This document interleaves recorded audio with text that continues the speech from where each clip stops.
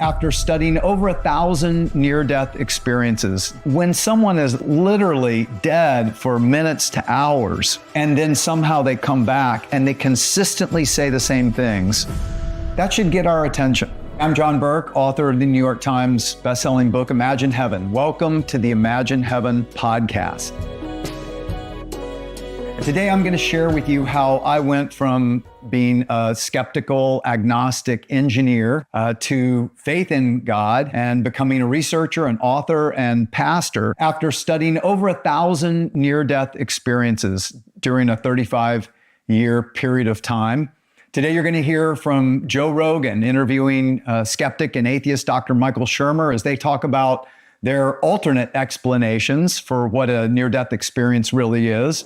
Things that are happening while your brain is basically on the edge of death. Right. So it's important to remember that they're near-death experiences. You're not actually dead. So Right. there's a liminal transitional stage there where you're sliding into some other state of consciousness. And I'm going to present to you evidence, and you're going to hear from some of the people I've interviewed, even people blind from birth who say that during their near-death experience, they could see. I knew that I was experiencing a sense that I never experienced before.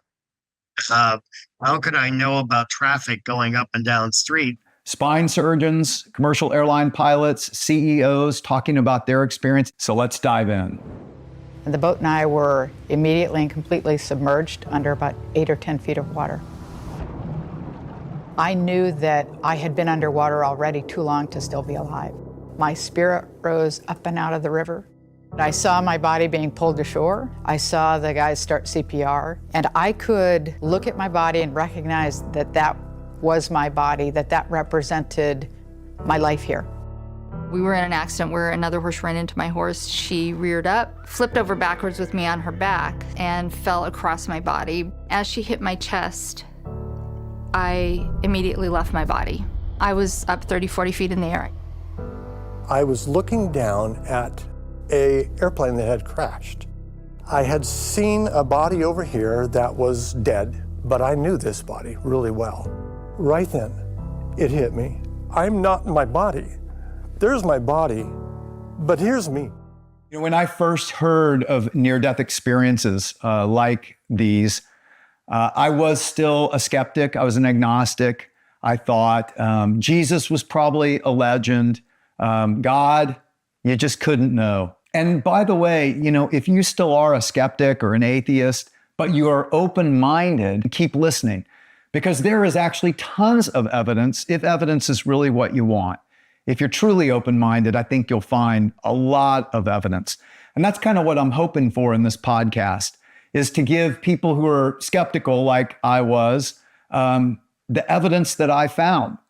But if you're a believer, I think this podcast is really going to help you ground your faith, to know that, you know, there are reasons to believe what you do, but also to inspire you, not only with the hope of what's to come after this life, but how that actually makes a difference in how we live our best life today. So when I first heard of these near-death experiences, it was when my dad was dying of cancer.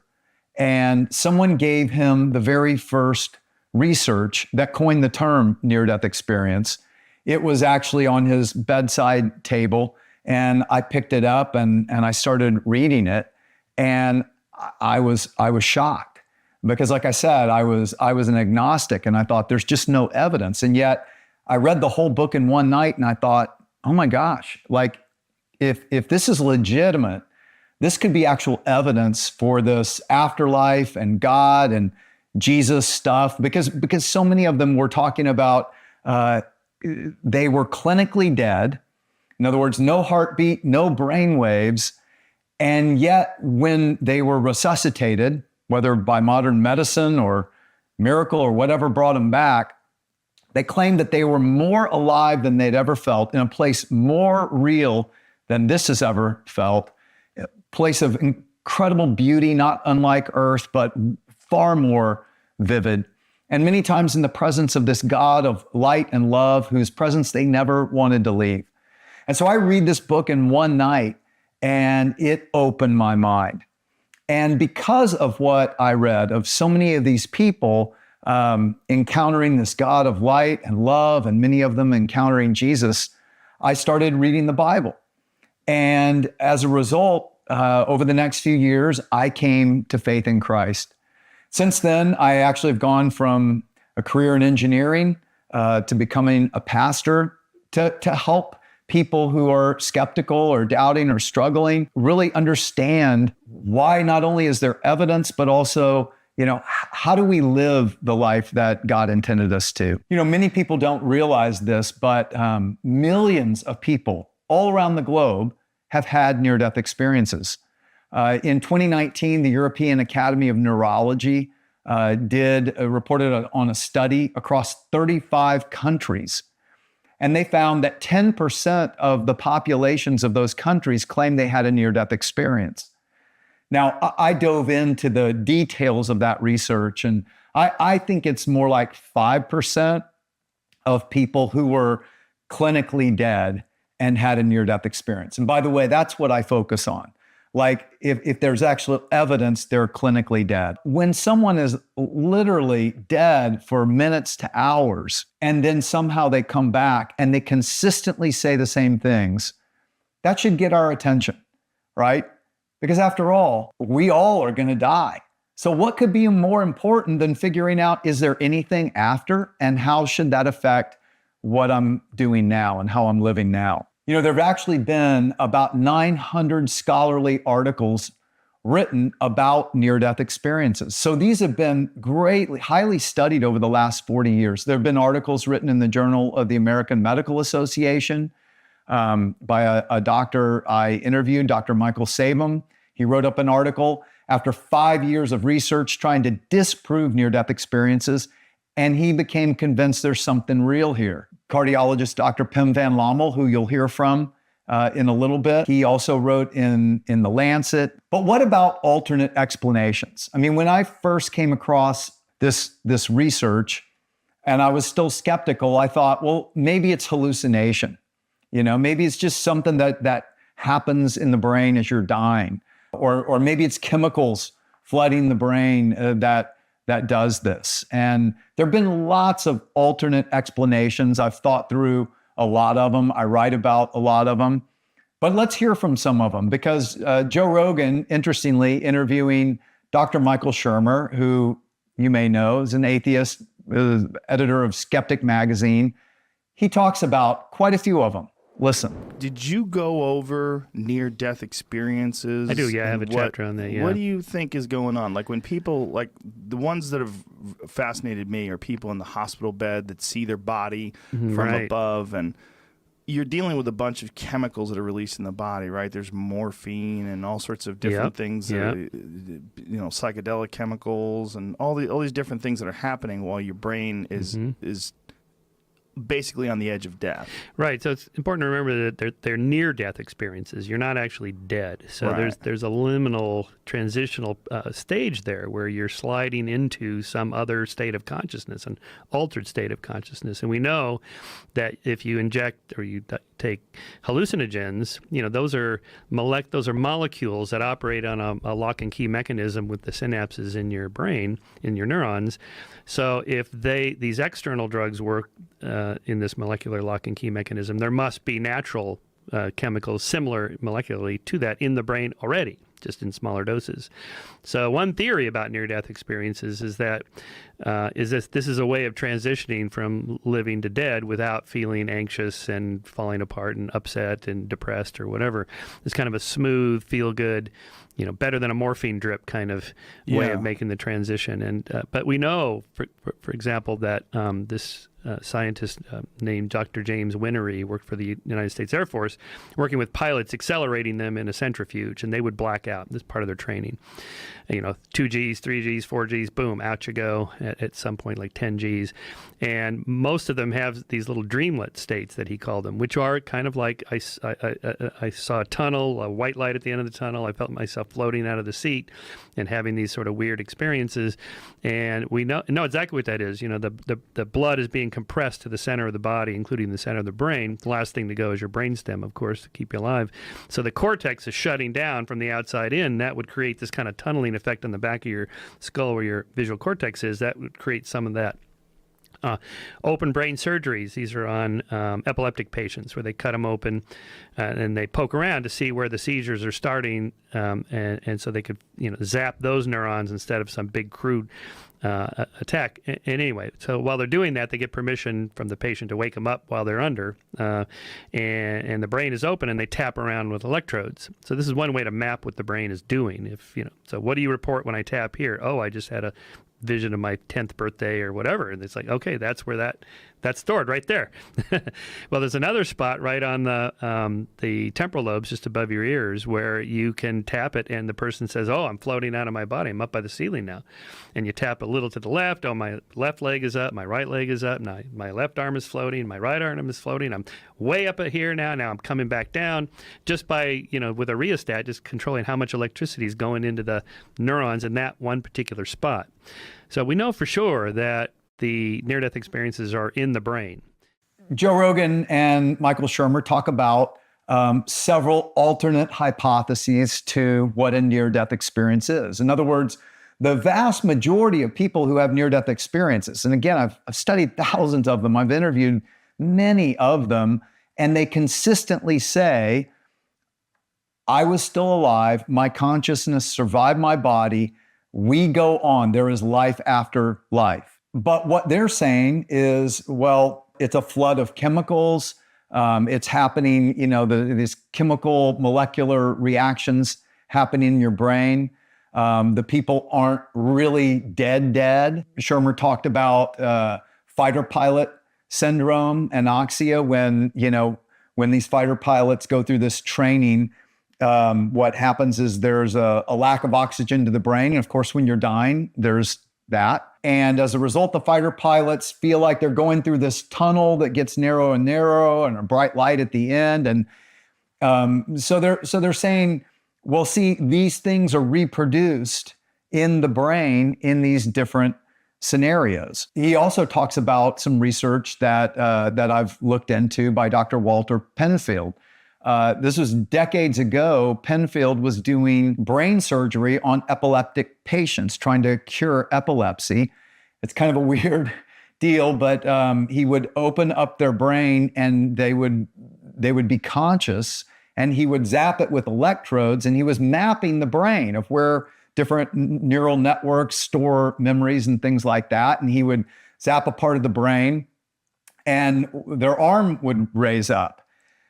But here's what's fascinating is Penfield thought that we are our brains, right? So there's not a dualism like Shermer talked about, which he would not believe in, that there's both a soul and a body, and that the soul is separate from the body. Now, interestingly, Penfield changed his mind because these epileptic patients, when their right arm would go up, when he zapped a part of their brain, their arm would go up, but they would say, I'm not doing that, you're doing that.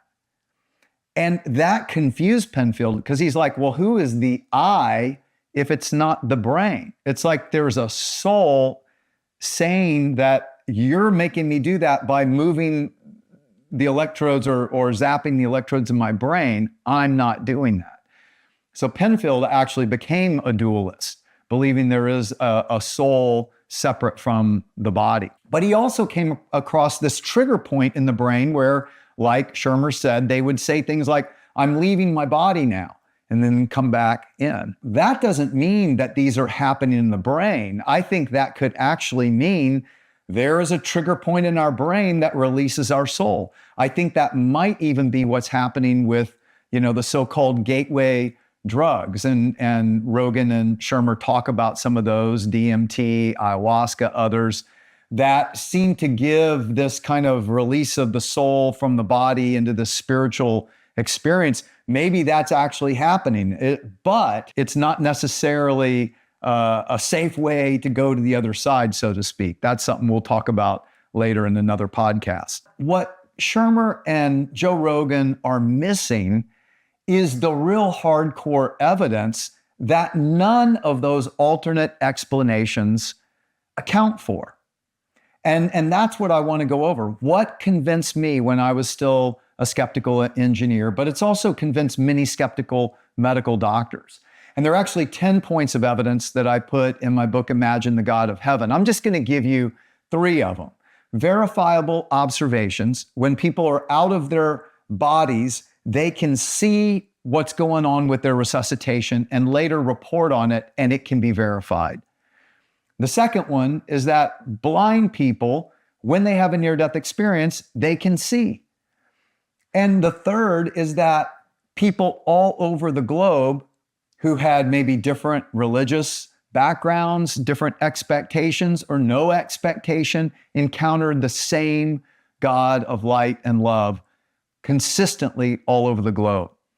And those 3 things alone cannot be accounted for if this is just brain-based, like Shermer talks about. So let's dive into each one. So the first thing that really convinced me were verifiable observations. You know, when people clinically die, they say that they leave their body, but they still had a body. They say, I had a spiritual body and I was still myself, but not just with 5 senses, more like 50 senses, like hyper senses, new powers of sight and communication.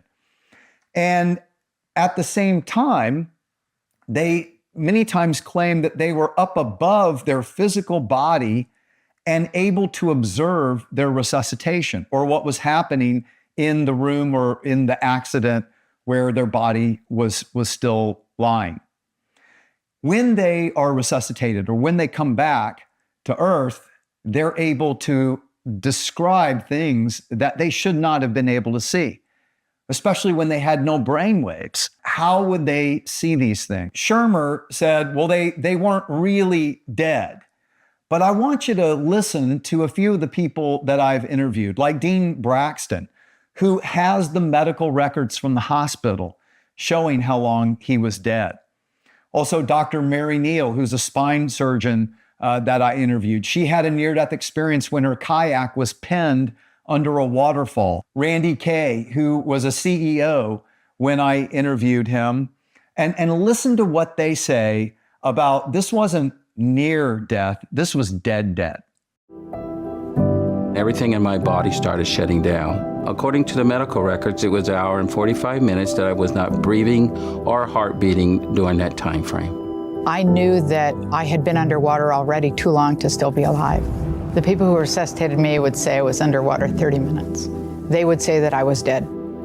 The 9 wheels of the driver's side of the truck just rolled over the car. So I was just really killed instantly, blunt force trauma. They pronounced me dead on the scene. So how do we know these people were truly dead? Doctors, cardiologists, oncologists have actually been able to look at medical records to show, yeah, these people were truly dead by all the ways that we would clinically talk about death. As to how long I was clinically dead without brain function or heart function, at least 30 minutes. Because of not having oxygen to my brain that long, I should not be able to function like I'm functioning because it didn't have any brain wave at that time. That fact that the near-death experiences are occurring during that time, that consciousness should be a blank slate, is medically inexplicable. It should be impossible for them to be remembering anything. You may say I didn't go to heaven, but you can't say I didn't die. So they're not nearly dead. It's interesting, you know, why do they even call it near-death experience? And I was tempted to call it something else, but that term was out there and I wanted people to see how these things align with Scripture. Because there are like 40 commonalities that I traced to these near-death experiences, and all of them are found in the Bible. That's what I was really writing about in my first book, Imagine Heaven. Shermer's saying they aren't dead, and yet that's not consistent with the evidence. I mean, how do you have someone who has no heartbeat for 30 minutes and you can't call them dead? They're just near death. Yet they had no brain waves. Dean Braxton, an hour and 45 minutes. Randy, 30 minutes. They tell you that deterioration of the brain starts to happen within about 5 minutes. So there's something pretty wild, I would even say miraculous, happening here. And yet people have hospital records.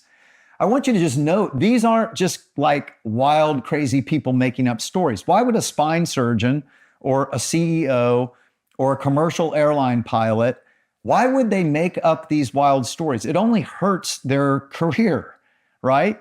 And yet they've told me it was the most important and the most real thing that's ever happened, and they have to talk about it. In fact, they believe God sent them back to talk about it for our benefit. And that's honestly why I'm doing this. Well, interestingly, Paul writes about a lot of these things like this spiritual body and these new powers. And I believe that Paul, who wrote a good chunk of the New Testament, may have actually had a near-death experience.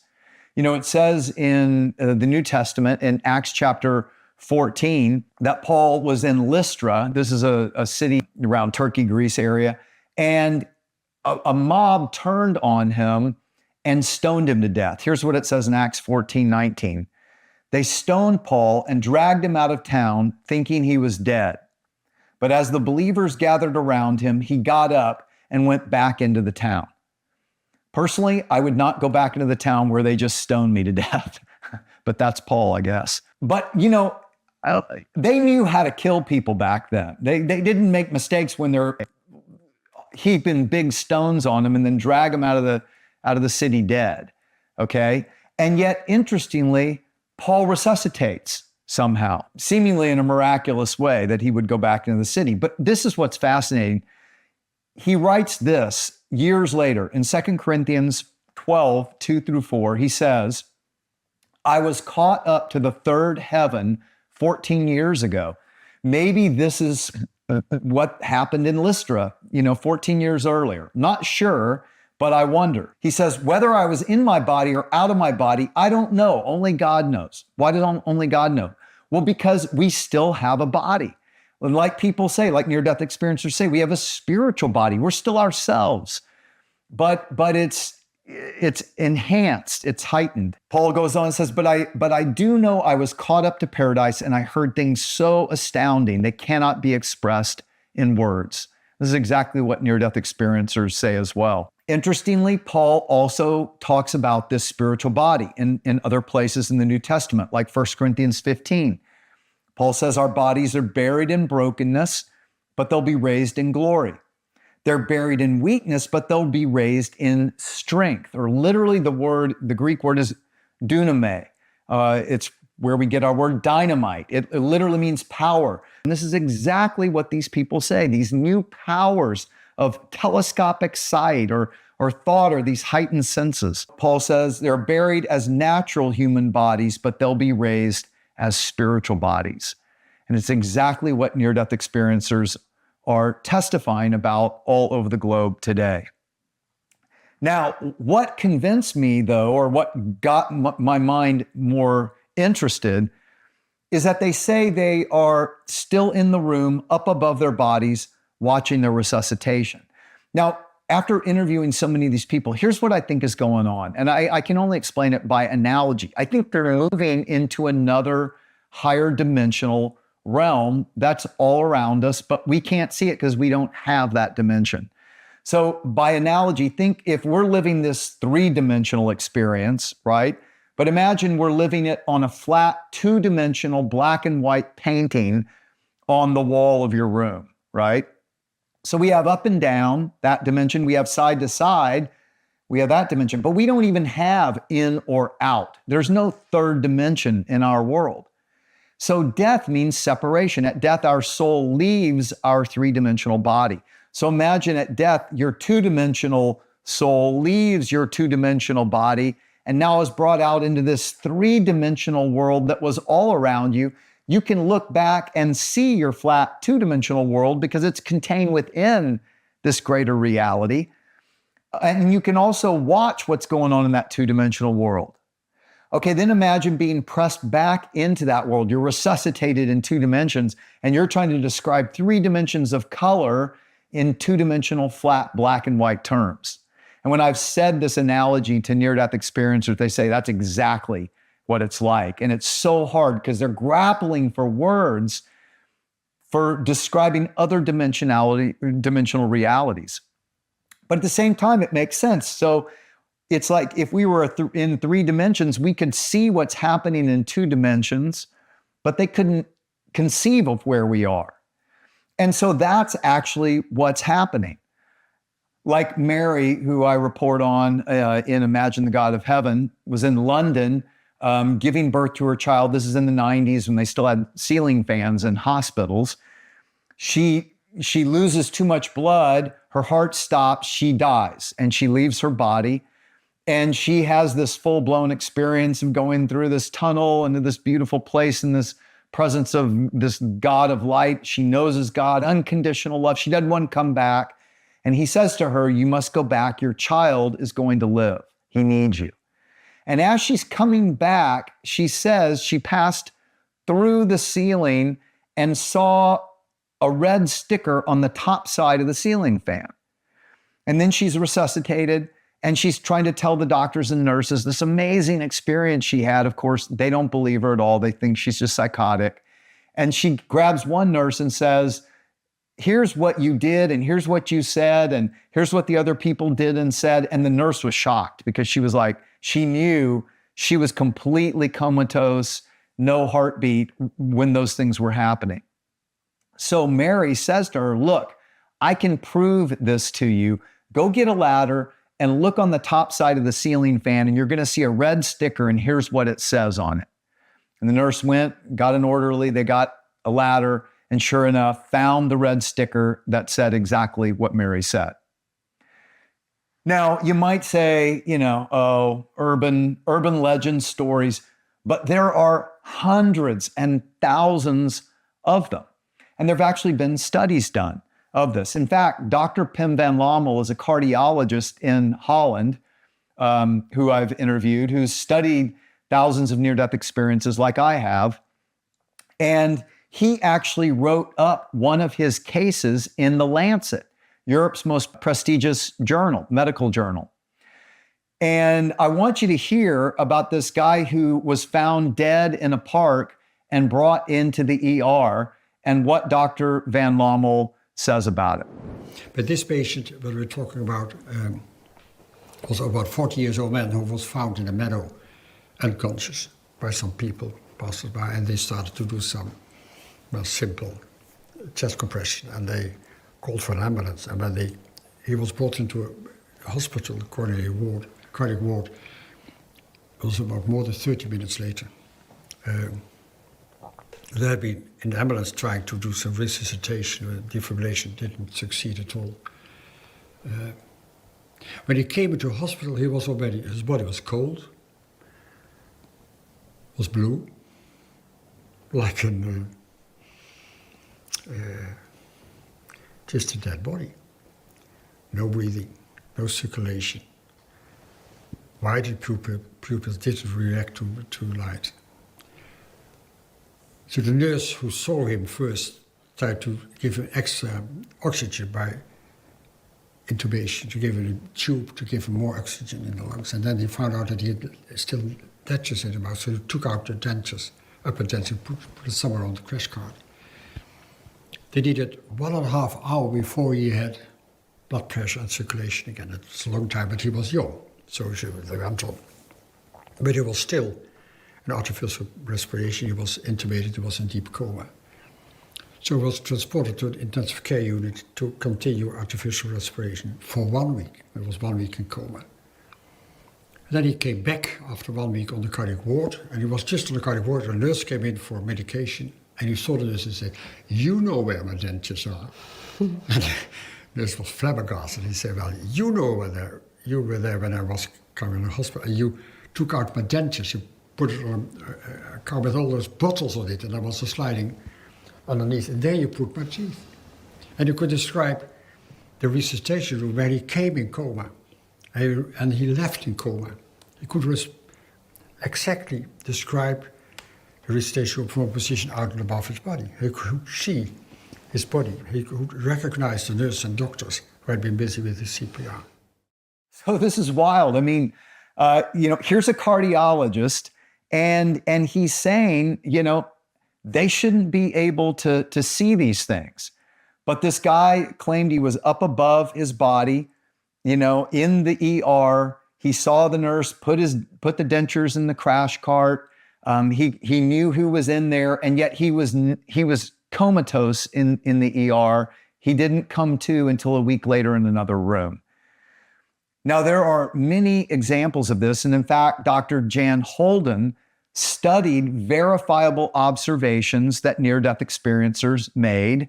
So, Shermer talks about, there's just no evidence. There's no scientific evidence.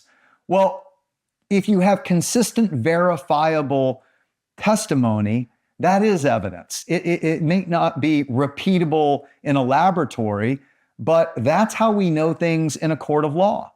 Anything that happens in history, you can have multiple eyewitnesses, and if there's testimony that is beyond a reasonable doubt, then we believe it. We say this must be what's true.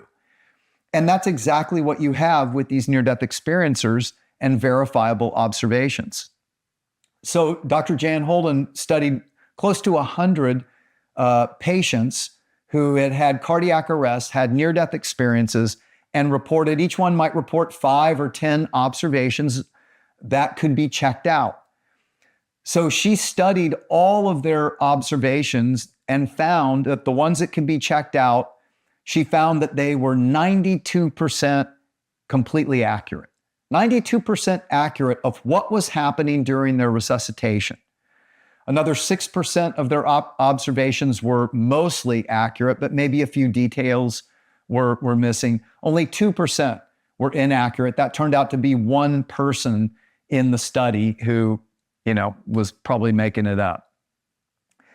So this to me was like, okay, nothing brain-based can explain how people having no brain waves could see things that could be later verified and checked out. And it's not just one person, it's hundreds of people, and it's happening all over the globe.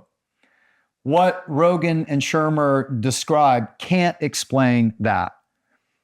But even more, what can explain it is how blind people, when they have a near-death experience, can see. So when people who are born blind have a near-death experience, they claim that they can see. And they report all of the same commonalities as sighted people having near-death experiences all over the globe. Now, if that's just brain-based, how in the world is that working? Nobody who's come up with these alternate explanations have ever explained that. I'll give you an example. Brad Burrows is a man who I interviewed. Brad was blind from birth, yet at age 8, Brad was living in the Boston Center for Blind Children, and he contracted a severe case of pneumonia. He learned later from a nurse that his heart had indeed stopped for 4 minutes, and it was only because of CPR that they brought him back. Sorry, we couldn't get the video working, but that's kind of how life goes, isn't it? Yes. So I wanted to talk to you about your near-death experience, but maybe even before you get to that, just tell us a little bit about yourself. You were born without eyesight, and I was born totally blind. Yes. You don't have mental images or dream in pictures or anything like that, do you? No, all my images, whether awake or asleep, are non-visual, completely non-visual. In fact, in my dreams, for instance, I can hear and I can touch in my dreams. I have a tactile sense, and I have a sense of smell on rare occasion in my dreams, but I have no visual sense whatsoever. Mm-hmm. So when you were 8, you had a near-death experience. I did. And suddenly could see? I actually was able to see through much of the experience. Yes. So tell us tell us about that. Tell us what that was. What happened that night? My breathing stopped altogether. And after that very frightening moment, very quickly developed a sense of tremendous peace, as if everything was going to be very, very good. My actual body was still on the bed, but I started going slowly upward through the room that I was in, through the ceiling, through another room where someone was occupying a bed, but I didn't get a chance to look very much, but through that ceiling and the roof of the building. And then I started noticing that I could tell traffic was moving slowly and awkwardly on a street that was bordering this building, but I couldn't figure out how I knew the traffic was moving. I knew I could hear some of the traffic, but I could tell it was moving without even hearing it. And I thought this was peculiar, very peculiar. And there were different shades of light constantly moving along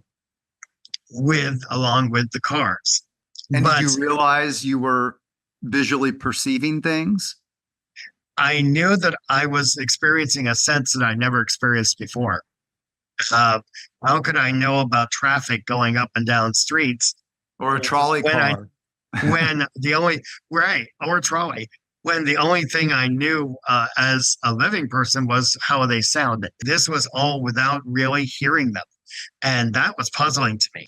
Here I was still rising up through the air, and the cars, the vehicles were getting smaller as perspective was changing. There were even streetcars. There were trolleys along the same street going up or down this track in the middle of the street, or a set of tracks. And I could tell how they were moving on these tracks. But as I was rising, every vehicle was shrinking in size. And then I found myself entering a very, very fast moving, whirling tunnel. And as I was entering this tunnel, it began to narrow, the tunnel itself. It was a very steep, rising tunnel, but I was almost effortlessly rising through it. And while I was in that tunnel, there was nothing visual striking me at all. You would describe it as dark, completely dark. Something like what I could only describe as vision, but I knew there was an open meadow ahead of me, very steep in terms of grade. It was a very, I couldn't have done a hill like that easily back on the earthly plane, back here, but I noticed I was coming out into it. And as the meadow was becoming more and more clear to me, I started noticing very tall trees and tremendously impressive height of the trees. Just not really knowing how to measure them. They were far higher than I could ever picture a tree. And yet these were things I never was touching. I was only noticing them through what I could only call vision. Then I knew the grass was amazingly lush and very alive. And by that time, I started noticing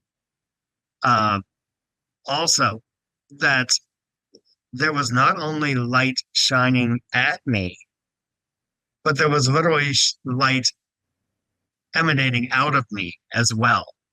And I thought, this is something I don't know how to explain, not at all. And yet, there it was. And it was as if I was totally bathed in that light. And that the light was... Describe that light. Sure. I will do it as best I can, because it is, in many respects, beyond most description. But it was a light that literally entered me and literally pervaded my entire being at that time. And it was extremely bright whiteness of light And it was color, a brilliant color, like I had never, again, I'd never known any light like this before, but it was so bright that I got the impression that if I were to notice it, anything like this on my normal earthly plane, it would be far more than I could take, far more than I could possibly soak in. And yet, during that time, I had no problem soaking it in. In fact, I loved it. I thought I just felt like I was part of that light as the light was shining in and on me at once. And but again, much of what I noticed, I couldn't even describe at all. It was far beyond that description. Oh, by the way, by this time I was starting to hear the music, the singing, the thousands of voices singing. But what's weird is I did not see them. I did not visualize them at all. It was as if they were in the distance. And yet I was coming closer and closer to them. And I wanted to come closer. I was moving fast. I was moving rapidly up this long hill. Up a hill. And this is like, is this like a valley? And what does it look like? It looked like to me like the side of a very high mountain. I was actually climbing up the side of, possibly from a valley upward, in a very steep grade, tremendously steep. But then I got to this, another thing I noticed was a gate, an archway, actually, more accurately. And I could tell the archway because one thing that was peculiar about it was it had a multitude of colors, many different kinds of colors. And because I didn't know how to describe the colors, those were brilliant in themselves. And then at that point, I noted ahead of me a very imposing, very tall figure. If I were to estimate it now, it would have been somewhere around 9 feet in height. But it was definitely an angel of some sort, or at least very likely. And I noticed him, and he started speaking to me in thought. It was not in an actual voice, but it was more like thought, saying, "Brad, it is not your time yet." And I thought to myself, why not? I want to be here. There's some more love and more light and more now than I could ever even think of. I want to be here. I want to go further. And he told me in thought, again, if I were to allow that love to pervade my life, I would see this place again. And that I had a mission to fulfill on earth. And that's why it was not my time yet. I could tell there was a great deal of love in what he was telling me. And as soon as I began to agree, boom, I was back on my bed. Okay, so think about this, because I report on other blind people in both my books, like Vicky, another near-death experiencer, blind from birth, who at 22, she is in a car accident. And she also describes going up through this tunnel that's dark into this world of otherworldly music and light, very similar to what Brad said. She comes out in this beautiful garden. She sees her deceased grandmother and 2 childhood friends who died at age 9 and age 7, along with a bunch of other people who were coming to welcome her. And here's what she said. She said she was in a place of tremendous light.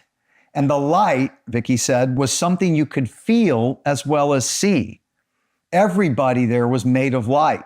And what the light conveyed was love. And there was love everywhere. And it was like love came out of the grass, and love came out of the birds, and love came out of the trees. And so she's describing this light that is also love, and it's coming out of everything. Now, fascinatingly, blind people like Brad and Vicky would have heard that light shines on things, right? They've never seen light. Why are they describing light coming out of everything? And yet, that's what near-death experiencers who have sight also say. Captain Dale Black, the commercial airline pilot you heard from, and Dr. Mary Neal, the surgeon, said the same thing, that the light of heaven, Dale said, it is light and life and love all as one and coming out of everything. Dr. Neal said the same thing.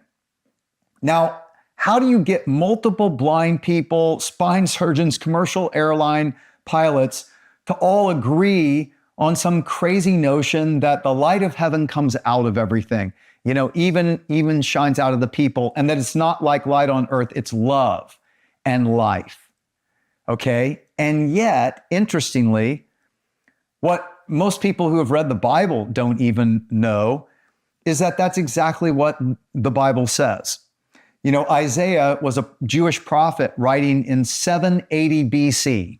So, 780 years before Jesus ever came.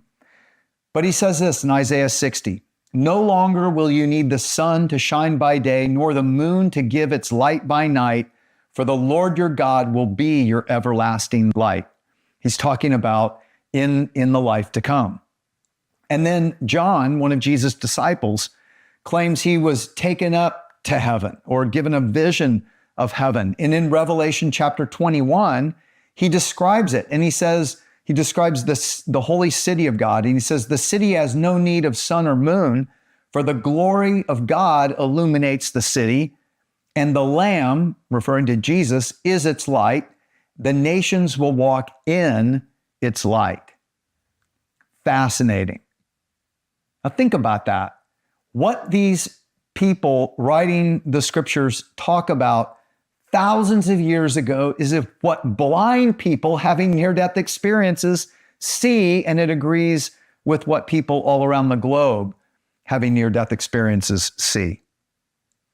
Interestingly, Jesus also said something similar in Matthew 13:43 about people. He said, "Then the righteous will shine like the sun in their Father's kingdom." And as we'll talk about in other episodes, we can appear to each other just like we see each other now, but sometimes there's this light and love that I believe is the glory of God that we are sharing in. Imagine sharing in the love, the source of love and life, bursting forth through you. It's fascinating to think about. And maybe even the way we allow God's light and God's love to shine through us on this earth is creating capacity for us to experience more of that in the life to come. That's something else we'll explore in episodes ahead. But this is just fascinating because, the Bible says that God is love, right? And that God is light. All the way back in 3,500 years ago, Moses sees this God of brilliant light in a burning bush, who tells him the greatest commandment is love, to love God with all your heart and to love your neighbor as yourself. Jesus comes along and he says, "I am the light of the world. Whoever follows me will never walk in darkness, but will have the light of life." Okay? And by the way, when Jesus was transfigured before several of his disciples, he showed them his glory and they said his face shone like the sun. All right? And that's exactly who these people are experiencing all over the globe, as we'll see.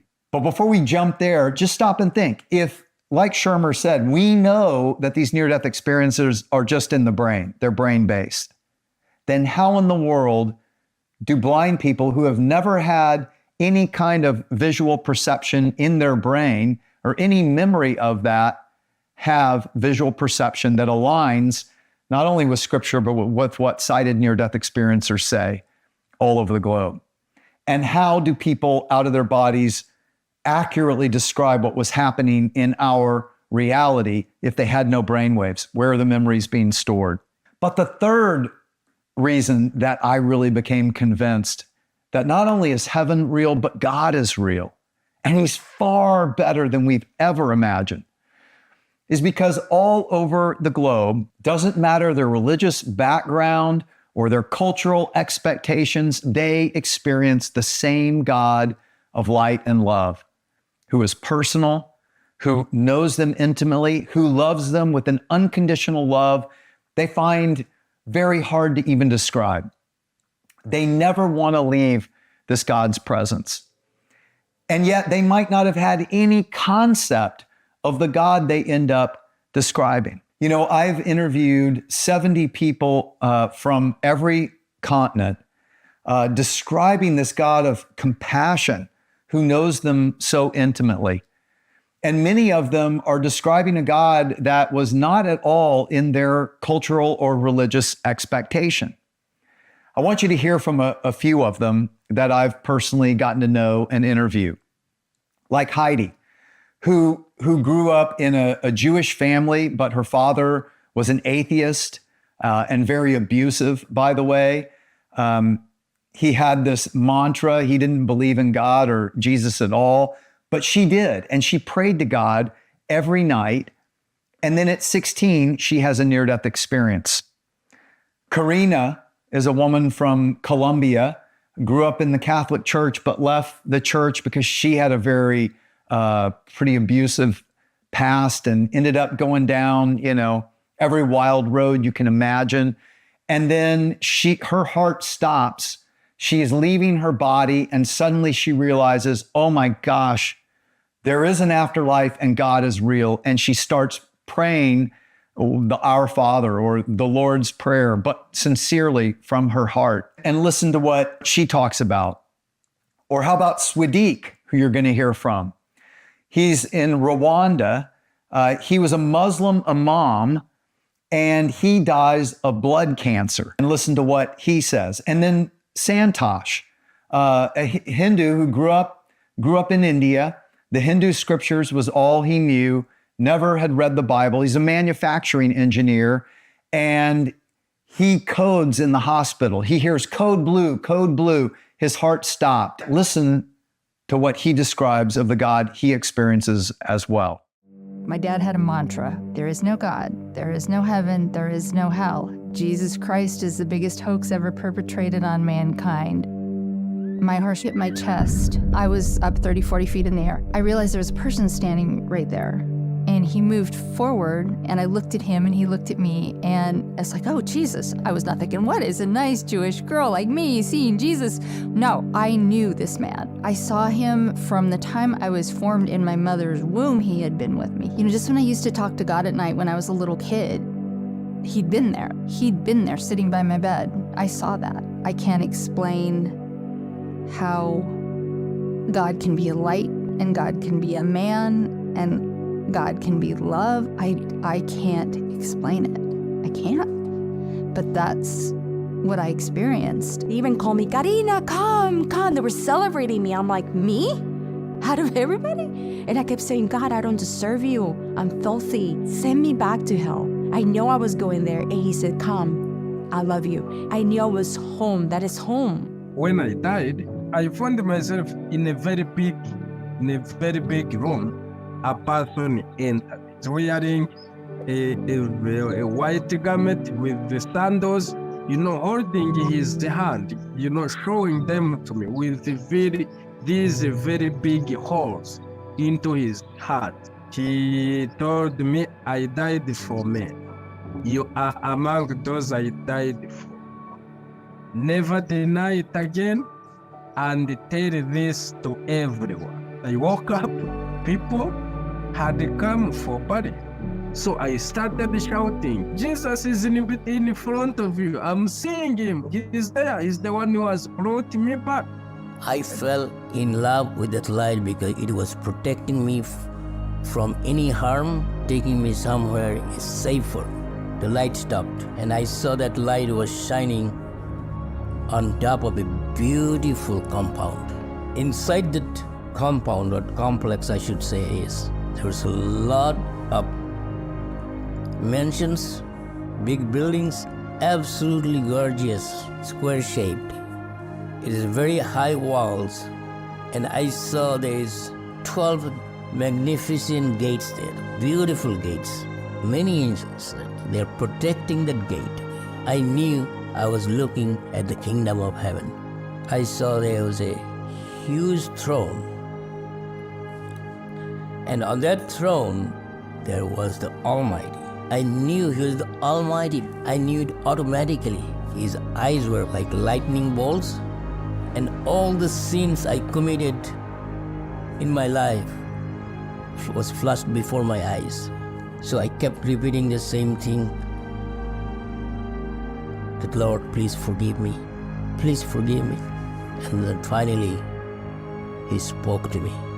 His voice was full of tenderness, mercy, and the grace. He said, I'm sending you back to the earth.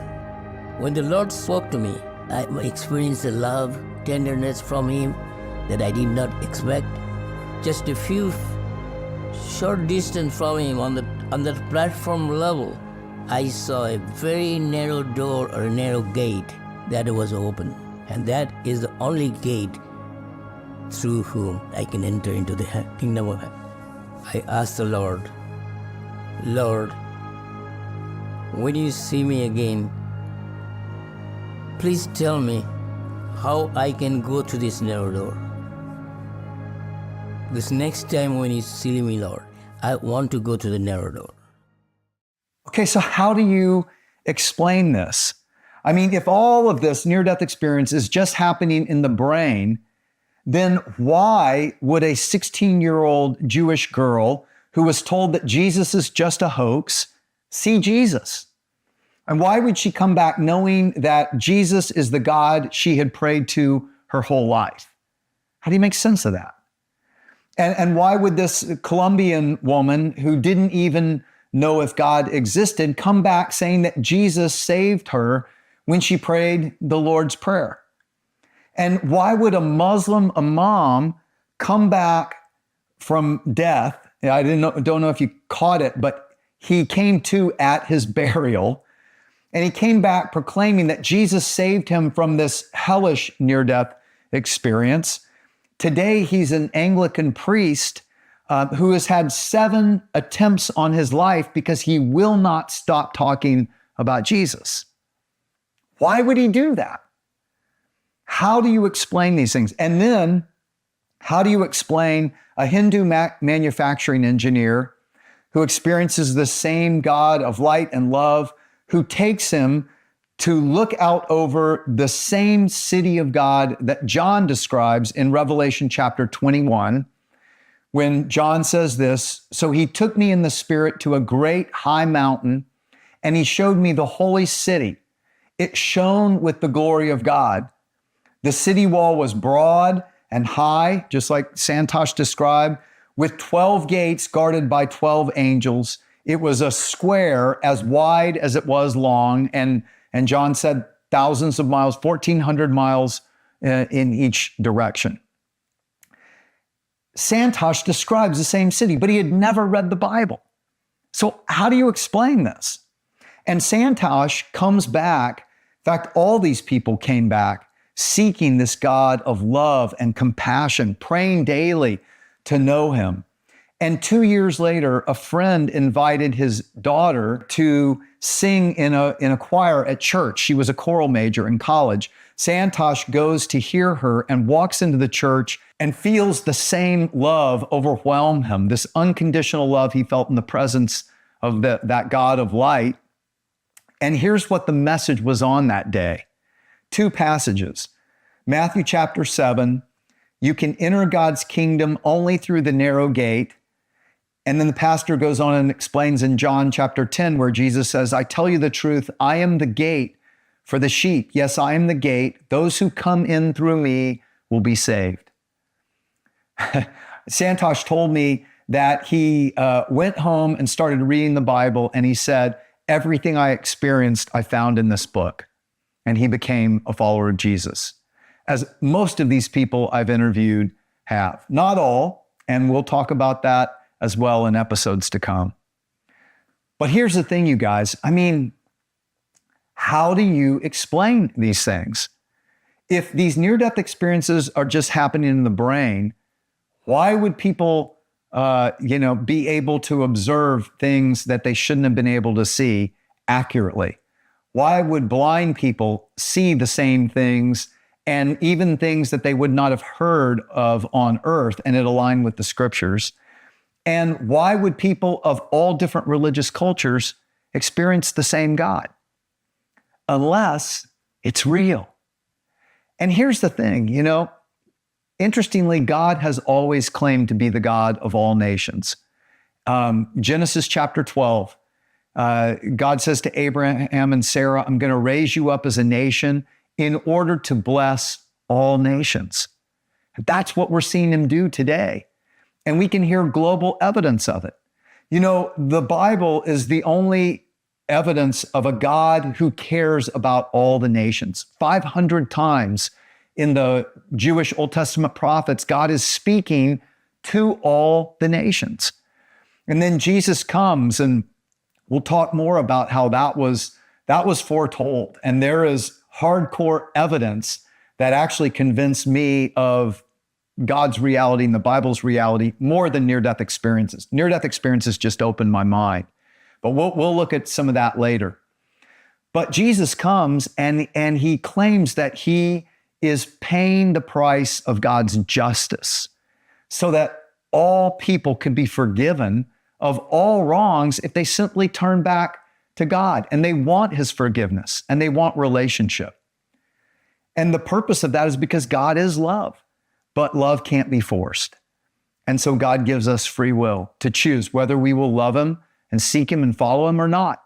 And he says, if you seek me with all your heart, you will find me. And that's what these near-death experiencers, many of them are finding the same thing. They come back seeking him and they do find him. And Jesus said, go tell this to all the nations. There's forgiveness for everything offered through my name. And then in Revelation chapter 7, John said, when he saw heaven, he saw people from every nation, every tribe, every language, and every people group. They're gathered around the throne of God. So here's the thing. God loves every single one of us. We were all created to be his children from every nation on earth. And there's nothing he wouldn't do to set you right with him. And really all he wants is a relationship, a loving relationship. Interestingly, he said something to Santosh. And I'll play this clip for you at another time in another episode. But he said to Santosh, what I want is relationship. I want to see how honest you'll be with me. Not one day a week, but 24/7, 7 days a week, 365 days a year. Walk with me in honesty. It's pretty cool because it's really that simple.